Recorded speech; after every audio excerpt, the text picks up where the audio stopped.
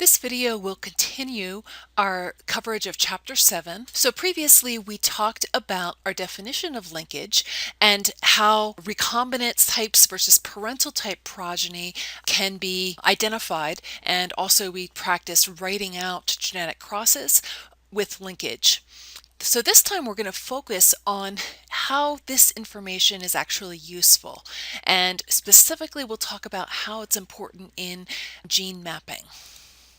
So previously we have looked at only two extremes. So we've looked at examples where we have completely linked genes, and these genes will be so close together on that same chromosome that they always are inherited together. So there's no crossing over between them. And we've also looked at unlinked genes, which would be Mendel's law of independent assortment. In this case, with unlinked genes, recombinant and parental progeny are equally likely. With completely linked genes, you would only get parental progeny. So it turns out that there are many genes that show some linkage, but you still see some recombinants. So there are more parentals than recombinants, but you still at least see some recombination. So the example in your textbook is actually from this fly, the Australian blowfly, and it's a lovely green fly here. The normal phenotype is that green body, and that is the dominant phenotype. And there's a mutant that has been identified that actually has a more purplish thorax, and that would be the recessive mutant P allele. Also, normally the pupa is brown in color, but there's been mutants identified which are actually black pupa.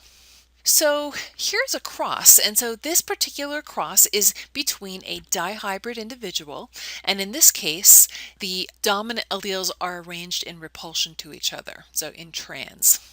And it's crossed to a tester. So same kind of cross that we've previously talked about when we looked at recombinant versus parental type progeny.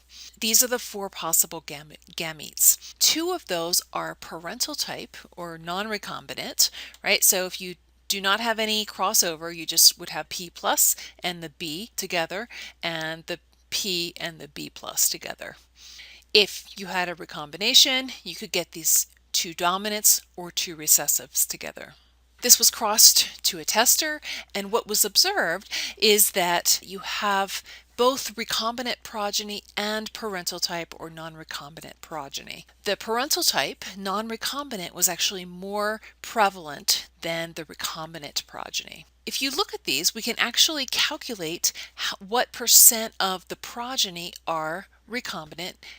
It's a pretty easy calculation. So we look at the total number of recombinants, right? That would be 20, so 10 plus 10.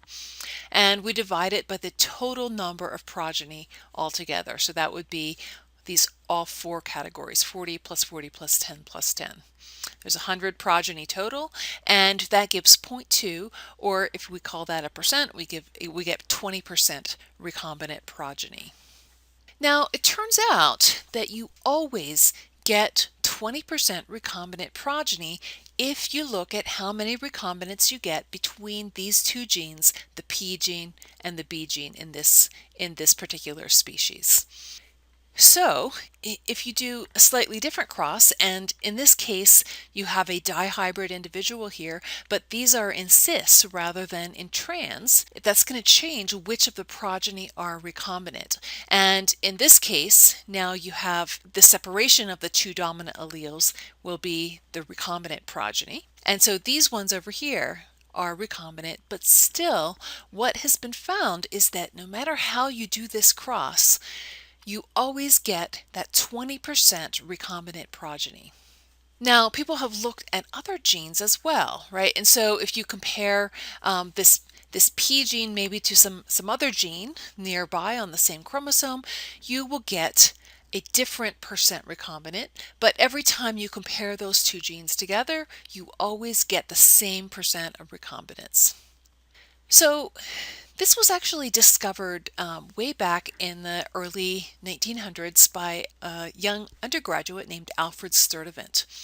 So Alfred Sturtevant was working in the laboratory of Thomas Hunt Morgan, and he was actually working on fruit flies, Drosophila fruit flies, and he had noticed the same kind of thing that we just talked about. So if you compare the recombinants between any two genes, you would always get the same thing. But you compare another two genes and you would get something different. And so how the story goes is actually that Morgan kind of gave him all this data of these crosses that they were getting.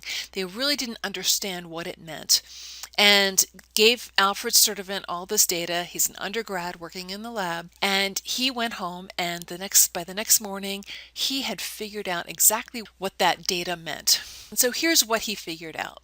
He figured out that the recombination frequencies that he was observing are actually meaningful. And so that recombination frequency is actually proportional to the actual distance between those genes on a chromosome.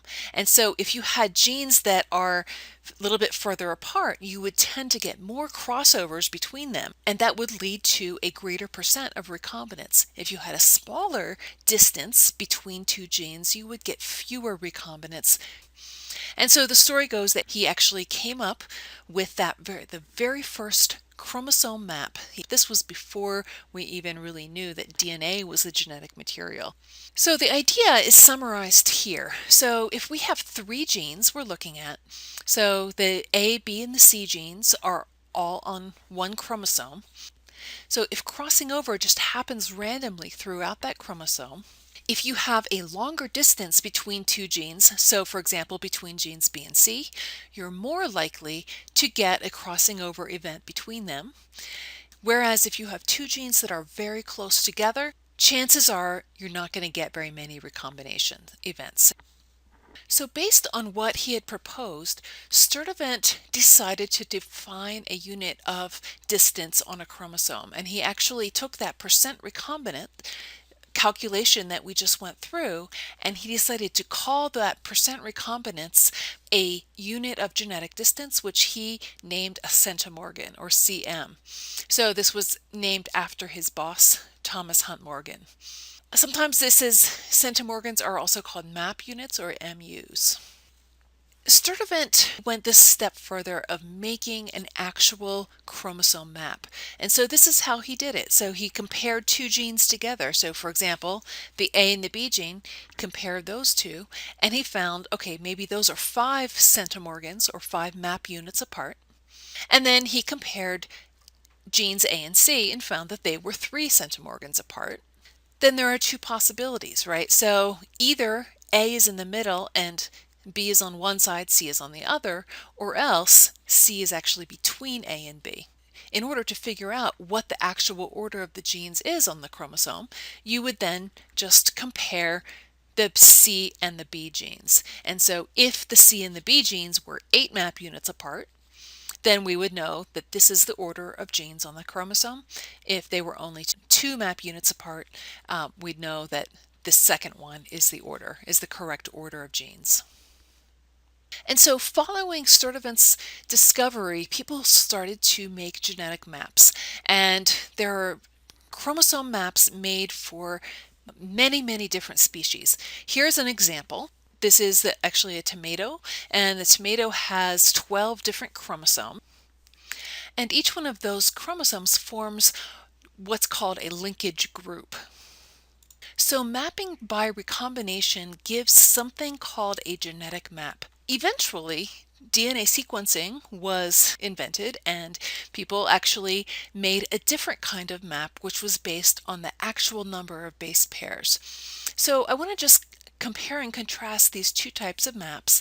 These types of maps are achieved in very, very different ways. And yet, what I'd like to point out here is the genetic map, which is in centimorgans, and the physical map in actual DNA bases are pretty accurate with each other. So some of the spacing on the genetic map may be a little bit off compared to the physical map, but by and large, the order of the genes was pretty much correct. And this was figured out, 50 years before we actually figured out the actual physical map. The last thing I'd like to do is work through a problem. Last time we worked on a worksheet with some of these alleles on it, the red and yellow, and versus white and yellow and white flower phenotypes in tomato. And I'd like to point out now that these are actually 15 centimorgans apart from each other, these two genes. So based on this information, we should be able to predict exactly what progeny would be expected in a cross between a dihybrid and a tester with these two genes involved. So for this worksheet from last time, I had you write out the cross for a dihybrid cross between a pure breeding line that had white flowers and red fruit and a line that had yellow flowers and yellow fruit. And so here we'll just quickly review this part. So this was the genotype. You were told these genes are linked, so we wrote it in a linkage notation. And these are the gametes that can come from each of these individuals. There's only one kind of gamete. In the F1 generation, we get a dihybrid individual, and the dominant alleles are in the trans conformation, and we cross it to a tester. And so these are the four gamete types over on the left, and then the gamete that comes from the tester is written in the second part here. If there was no recombination, we simply get the chromosome as it was found in the dihybrid parent. So the little w big R is a parental type, and the big W little r is a parental type. The other two combinations are recombinants, and if those genes are unlinked, all four of these gametes that come from the dihybrid will be equally likely, and so we would get 25% of each of those progeny types.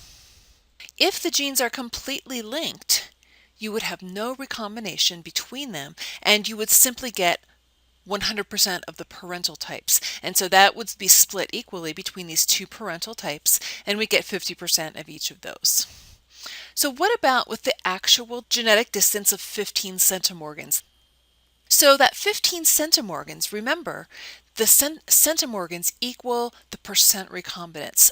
And so what we'll do is we'll take that 15 centimorgans and we will just divide that in two between the two recombinant classes. So each of those recombinant classes will be 7.5%. What about the parental type? So the total parentals are going to be 85%, and since those two parental types are going to be found roughly equally to each other, we just split it in two, and it'd be 42.5% for each of those parental types.